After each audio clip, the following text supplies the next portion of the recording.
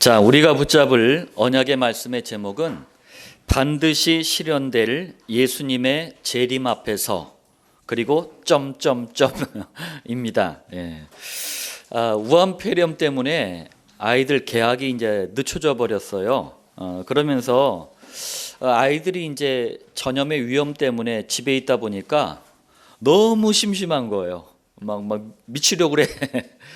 또 부모들도 이 시기는 다 아이들 학교 보낼 시기 아닙니까? 그래서 할 일도 해야 되는데 아이들 뒤치다거리 하느라 제대로 일도 못해.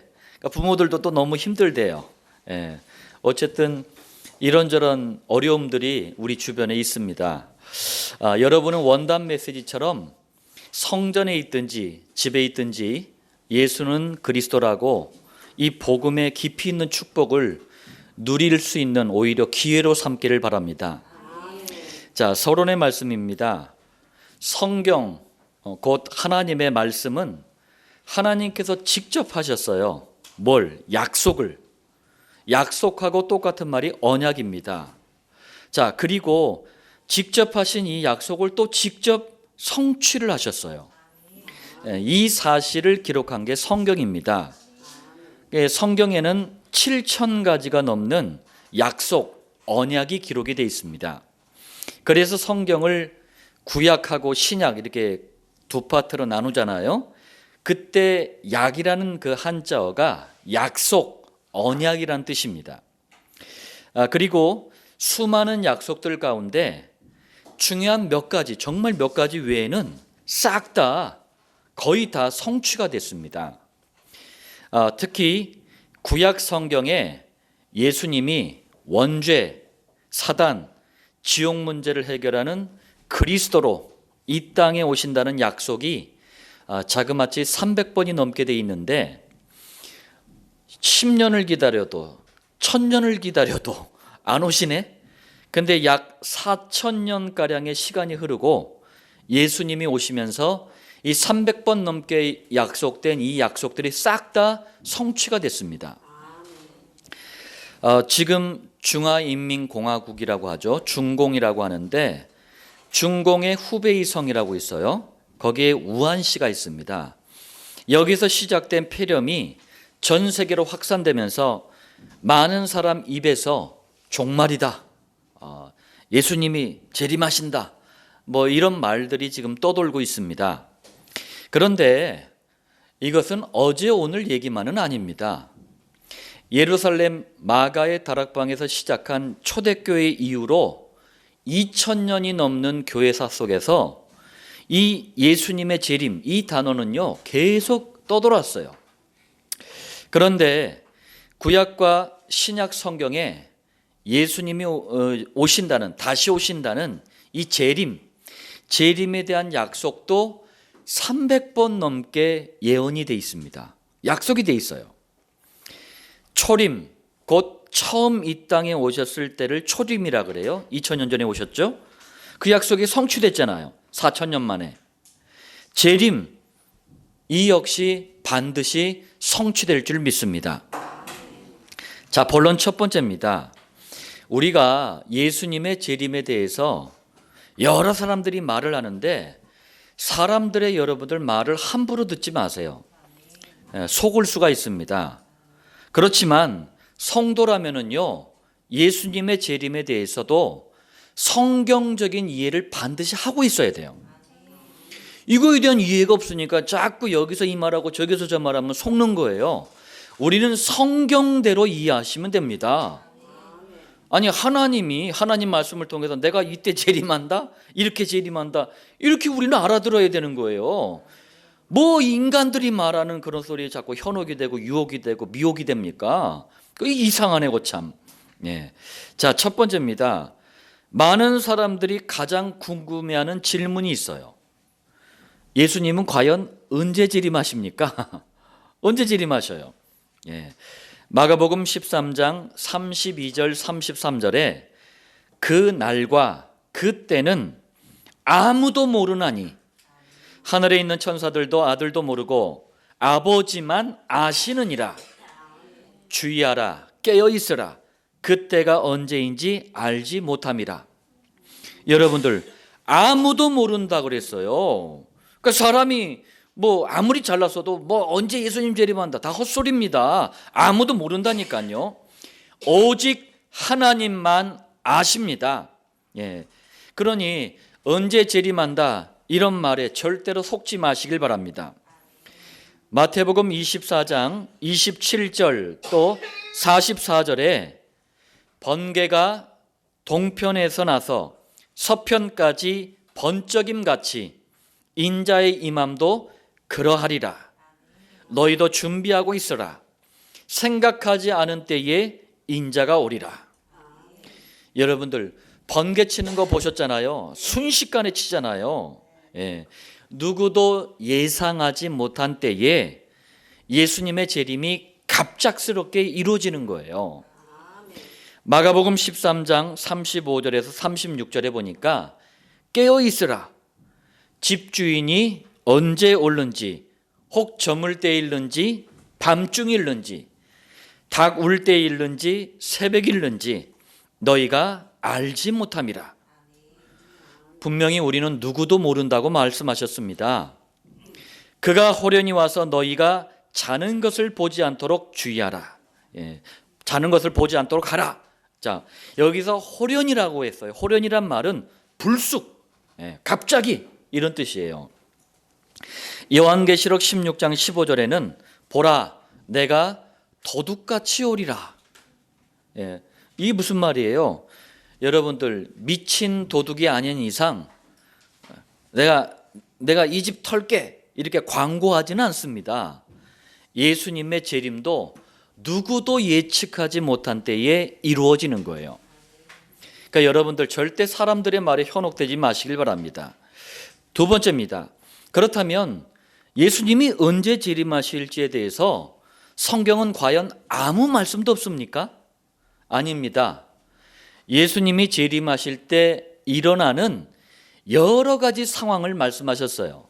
무슨 말이냐? 힌트를 주신 거예요. 힌트. 예.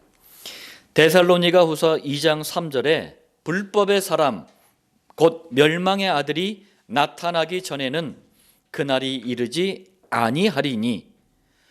여러분들 불법의 사람 멸망의 아들 누굴까요? 사단의 조종을 받아서 그리스도의 복음과 성도를 방해하는 적 그리스도를 말하는 겁니다. 그리스도를 대적하는 적 그리스도. 예. 재림하실 즈음에 적 그리스도들이 왕성하게 활동한다는 힌트를 주신 거예요. 그러니까 이렇게 여러분들이 주변 상황, 돌아가는 상황들을 보고 여러분들이 눈치채면 되는 거예요. 데살로니가 후서 2장 3절에 먼저, 그러니까 재림하시기 전에 먼저 배교하는 일이 있고, 자, 배교가 뭡니까? 조금만 어려워도 교회를 떠나버리는 것이 배교입니다. 조금이라도 내 이익에 도움이 된다면 이단이든 사입이든 막 붙잡는 게 배교예요. 마태복음 24장 37절에서 39절에 노아의 때와 같이 인자의 임함도 그러하리라. 자, 시대가 노아 때와 비슷할 때 예수님은 재림하신다고 말씀하셨어요. 홍수가 덮쳐서 좀 있으면 싹 다 죽는데 홍수에서 살아남는 유일한 길, 곧 방주 되시는 그리스도를 거부한 정도가 아니라 아예 전부 육신의 쾌락과 타락에 빠져서 그냥 막 푹 빠져서 살아가는 거예요. 거대했던 로마 제국이, 우리 그루터기들도 세계사 시간에 배울 텐데, 이 로마 제국이 멸망한 이유에 대해서 많은 역사가들은 이렇게 세 가지 이유를 대고 있어요. 첫 번째가 성적인 타락입니다. 동성애가 지금은 양반이에요. 너무 흔했어요. 수간이라 해가지고 동물과 변태적인 성행위를 하는 거, 심지어는 이것까지 너무나 흔했던 그 시대가 바로 이 로마 시대였어요. 또 두 번째 이유가 뭐냐면은 콜로세움에서 서로 잔인하게 죽이는 거예요. 검투사들이. 이 검투사 경기. 오늘날에는 어떻습니까? 지금 저도 옛날에 막 많이 봤는데 UFC 경기가 있어요. UFC가 얼티메이트 파이팅 챔피언이에요. 그러니까 콜로세움 그 경기장을 그대로 축소시켜 가지고 만들어 놓은 게 UFC 경기예요. 또 목욕 문화가 굉장히 발달했어요. 아니, 목욕 문화가 발달한 게 왜 멸망의 이유가 됩니까?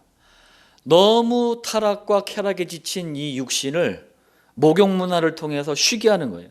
그러니까 또 힘을 얻어가 또 타락하는 거예요. 지금은 어떻습니까? 지금도 크게 다르지가 않아요.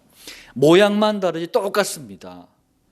자, 재림에 대한 가장 확실한 힌트가 마태복음 24장 14절입니다.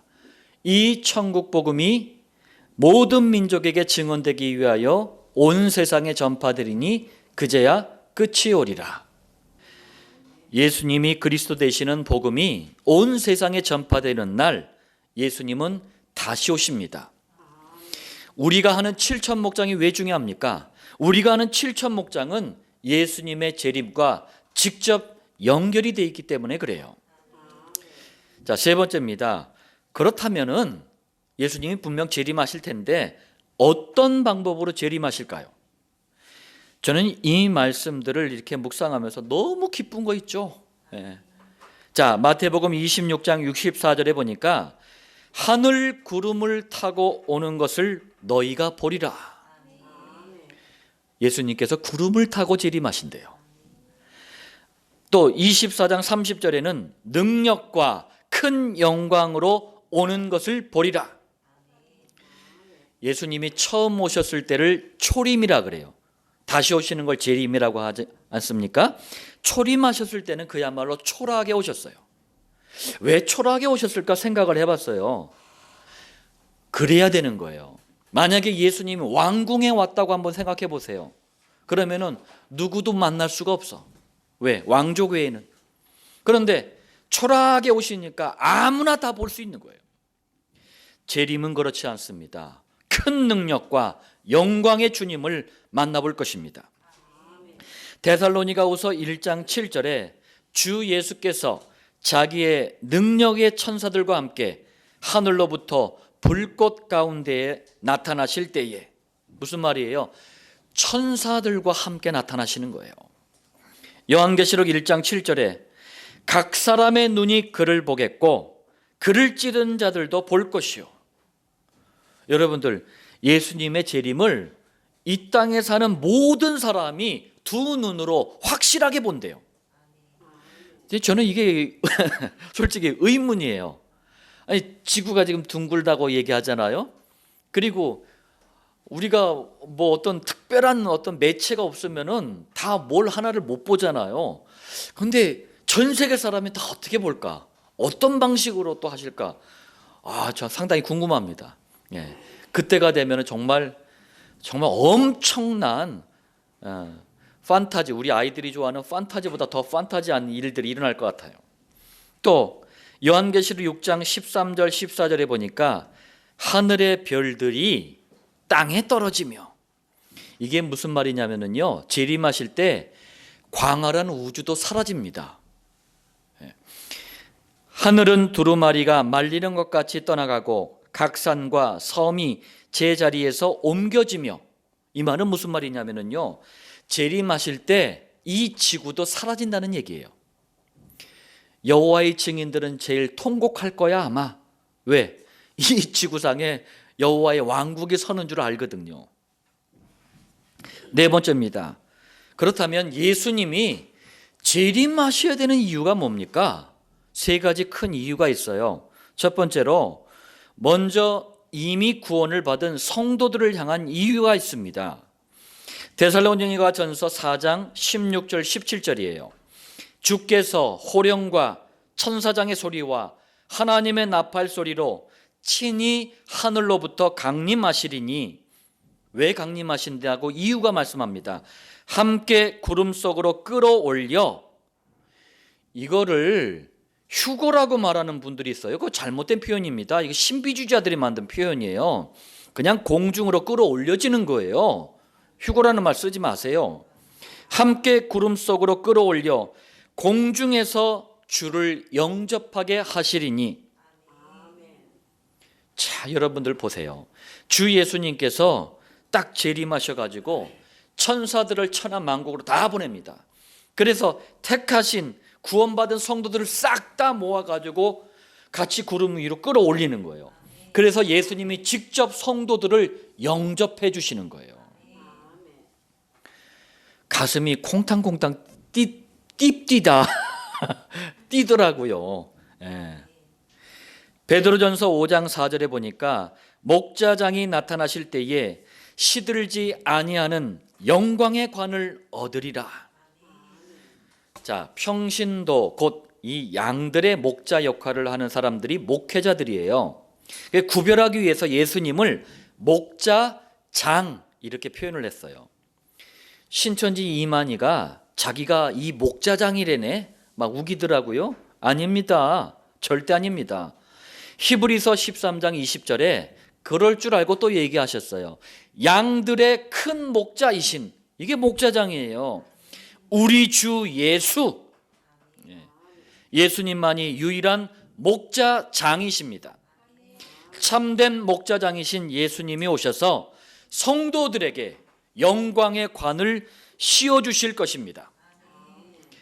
자, 요한계시록 20장 6절에 그들이 하나님과 그리스도의 제사장이 되어 1000년 동안 그리스도와 더불어 왕노릇하리라.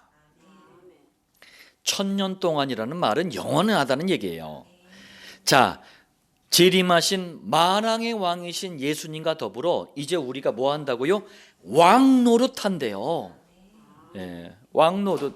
원래 이 지구의 왕이 누굽니까? 우리 사람들이에요. 하나님의 형상 가진 사람입니다. 이걸 마귀한테 빼앗겨 버렸어요. 이걸 다시 찾아가지고 이제는 영원한 왕노릇하게 하신대요. 한마디로 성도들에게 예수님의 재림은 최고의 축제요, 영원한 축제인 줄 믿으시길 바랍니다. 예. 그러니까 재림 무섭다. 아닙니다. 축제입니다. 잘못하니까 그래요. 예.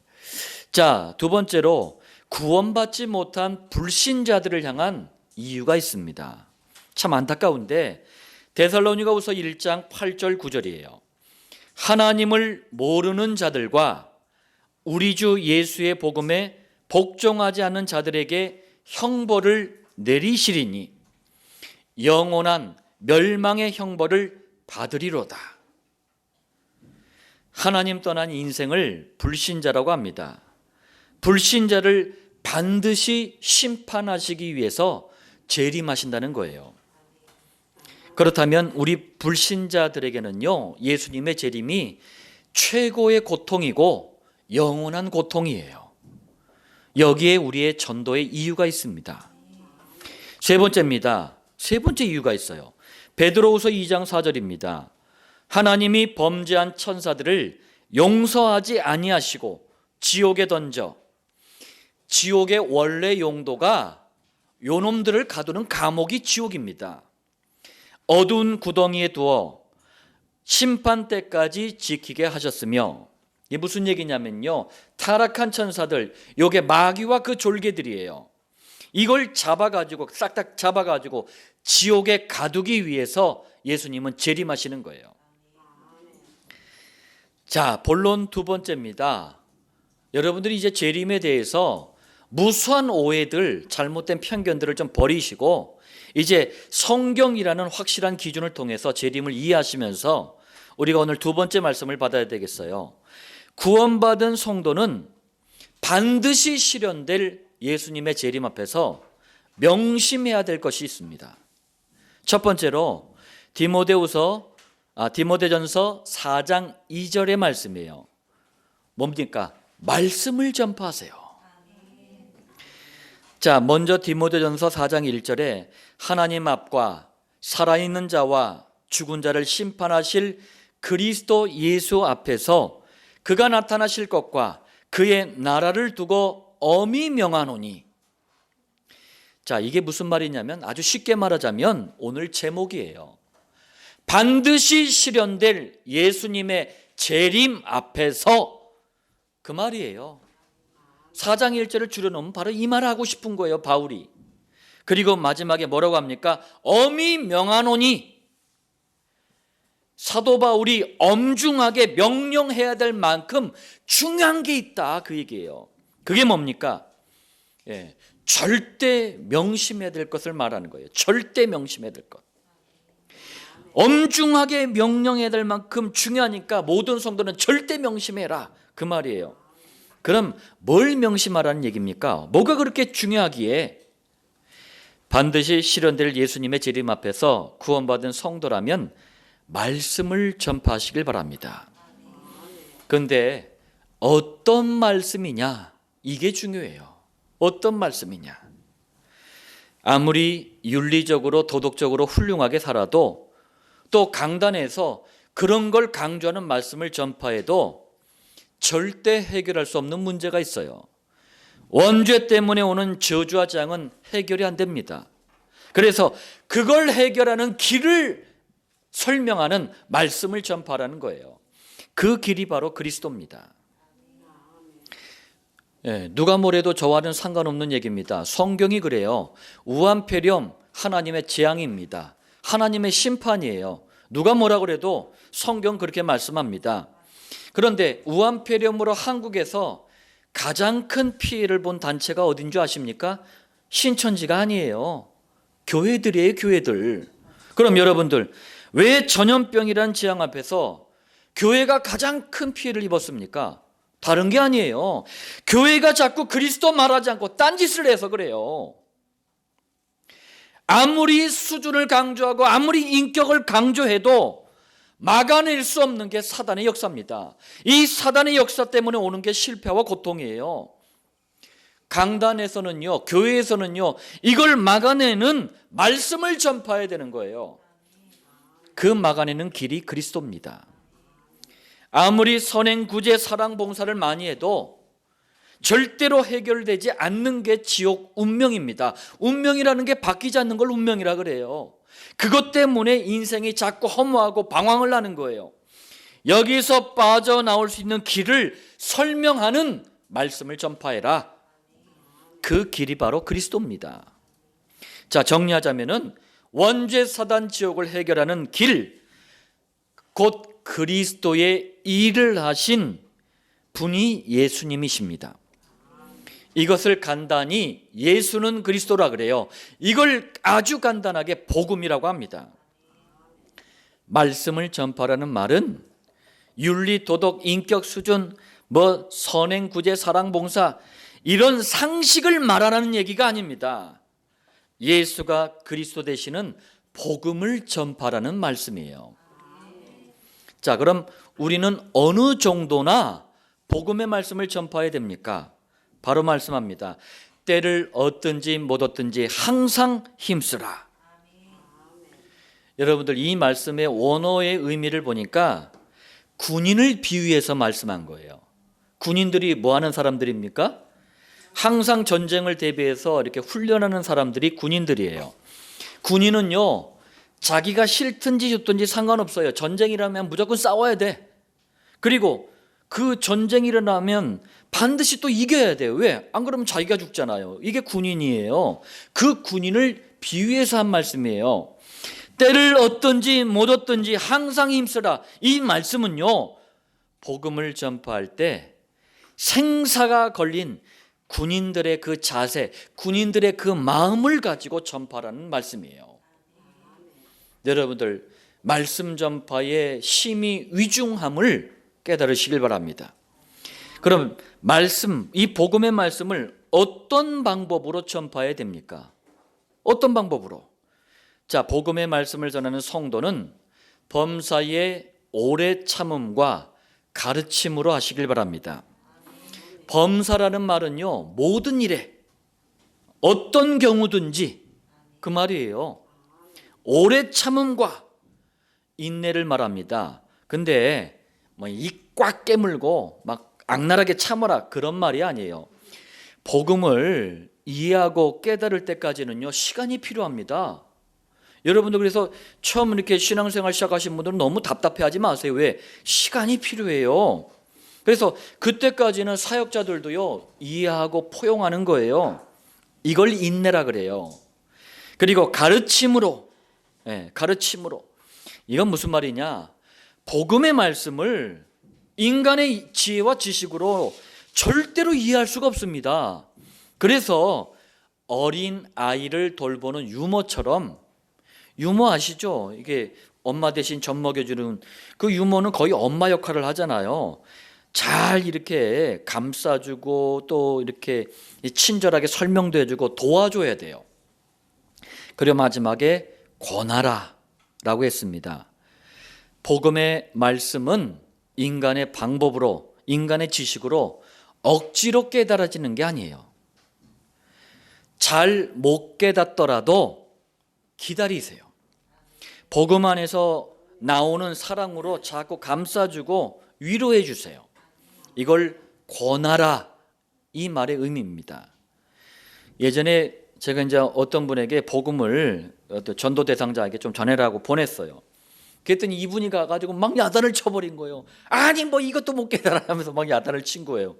그러는 쥐는 자꾸 여러 번 들으니까 그거 이해한 거 아닙니까? 예, 시간이 필요해요. 처음엔 헤매는 게 당연합니다. 예. 자, 복음의 말씀을 받은 대상자는 성령이 반드시 역사하시게 돼 있습니다.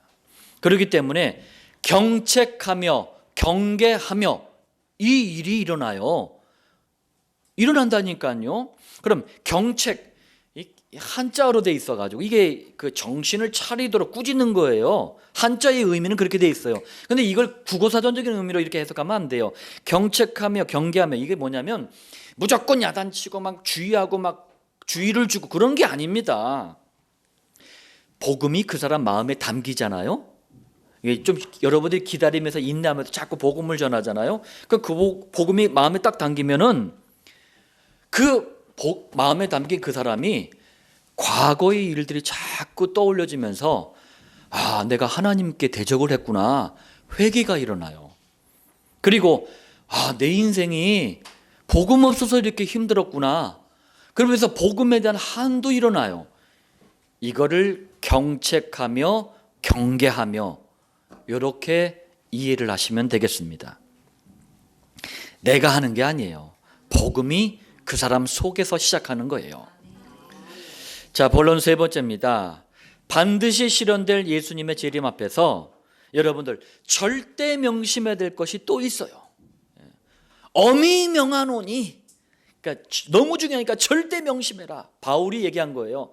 첫 번째 뭐 했습니까? 우리 지난 봤잖아요. 첫 번째 말씀을 전파해라. 이번 두 번째 바른 교훈을 놓친 시대와 현장을 살리는 일을 해야 돼요. 그게 디모데전서 4장 3절부터 5절입니다. 자, 4장 3절을 이렇게 시작합니다. 때가 이르리니, 어떤 때를 말합니까? 바울이 복음을 전파던 그때 당시도 맞아요. 네. 성경 말씀은 그때 당시도 맞습니다. 그리고 지금 말세 마지막 때를 살아가는 지금도 맞는 얘기입니다. 이게 성경의 시점이에요. 과거 그 시점에도 맞아요. 성경은 그 시점에도 해답입니다. 지금도 역시 해답입니다. 앞으로도 해답이에요. 우리가 살아가는 지금을 말하는 거예요. 그렇다면 지금 어떤 때가 도대체 이르렀다는 말입니까? 뭐 때가 어떻길래 도대체 이렇게 얘기합니까? 사람이 바른 교훈을 받지 아니하며, 여러분들 모든 건 다 들어. 여기서 이 말도 듣고 저 말도 듣고 막 심지어는 막 10만까지 가서 듣고 막 그래. 그런데 복음만 거부를 하는 걸 말하는 거예요.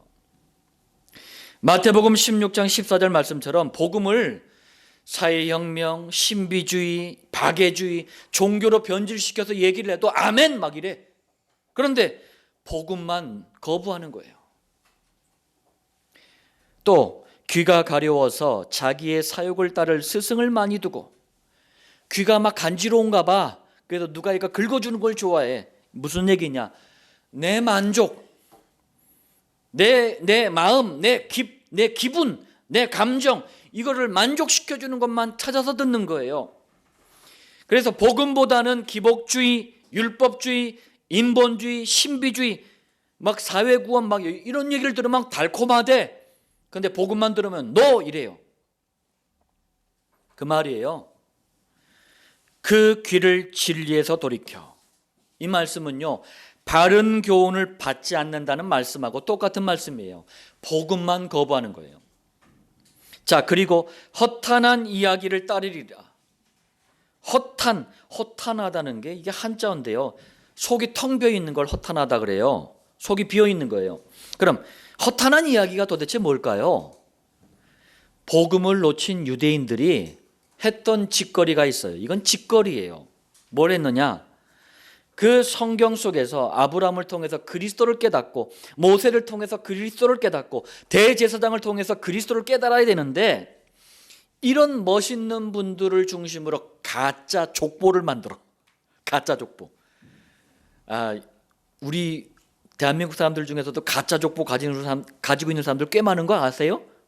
예, 가짜 족보 엄청 많이 가지고 있어요. 예, 가짜 족보를 만들어 가지고 있는 얘기 없는 얘기를 다 끌어다가 갖다 붙여놔. 그래놓고 자기 자녀들한테 우리 조상들이 이렇게 멋지다라고 자랑하고 으스대요. 지금도 목회자들과 교회들이 5만 가지 교단, 교파, 신학 이론을 만들어 놓고 자기가 정통이래. 그래 놓고 복음과 아무 상관없는 분쟁을 하고 있어요.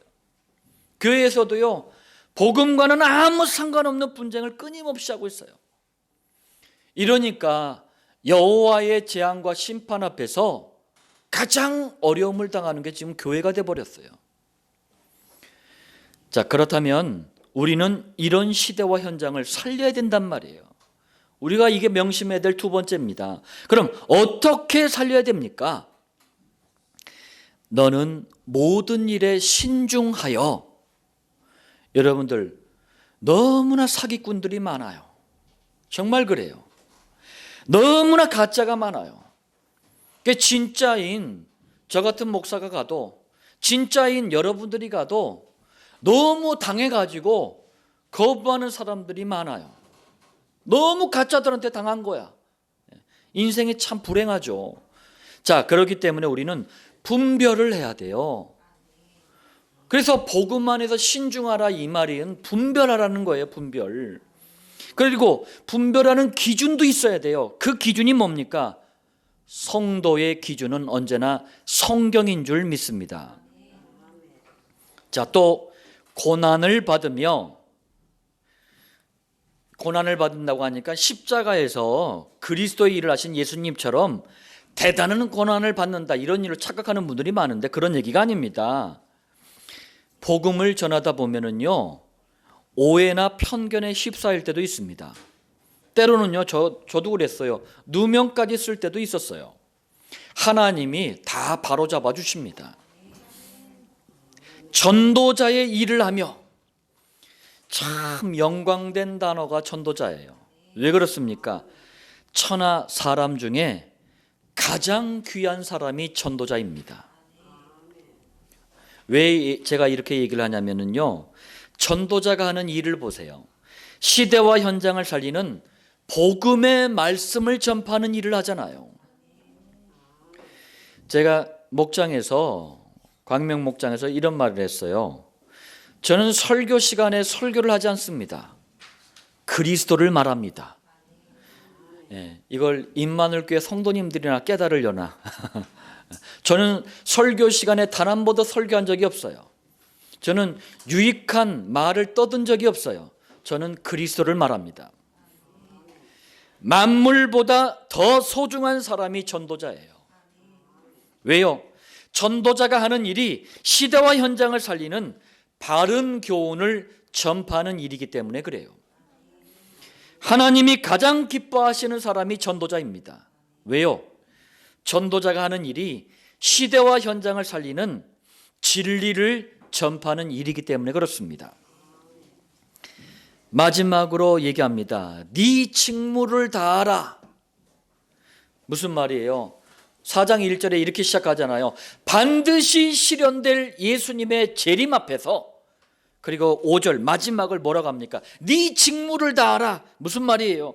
말씀을 전파하는 일, 시대와 현장을 바른 교훈 가지고 살리는 일, 이 일을 지속하라는 거예요. 자, 결론의 말씀입니다. 반드시 실현될 예수님의 재림 앞에서 여러분들 엄중하게 여러분들 자신을 돌아보는 시간을 가지시길 바랍니다. 이렇게 조금 저도 이제 병원 관련 사역들이 중단되다 보니까 조금 여유가 생겼어요. 근데 어떤 면에서 마음으로 더 바빠요. 왜냐하면 더 많은 걸 또 막 준비하고 하다 보니까 또 많은 응답들이 있다고 보니까 더 바쁘기도 한데, 이런 때일수록 여러분들 엄중하게 자신을 돌아보는 시간을 좀 가지세요. 첫 번째로, 나는 복음만 선포되는 강단 말씀의 사람인가? 여러분들 여기에는 많은 의미들이 있습니다. 두 번째, 나는 강단 말씀을 약속으로 언약으로 붙잡는 정시 기도의 비밀을 가지고 있는가? 세 번째, 나는 성경적인 전도 방법인 목장의 축복을 응답으로 받고 있는가? 여러분들 반드시 실현될 예수님의 재림 앞에서 두려움에 떨 일이 아닙니다. 축제입니다.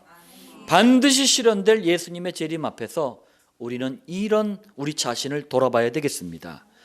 참된 응답의 말씀 성취의 증인들 되시길 예수님 이름으로 축원드립니다.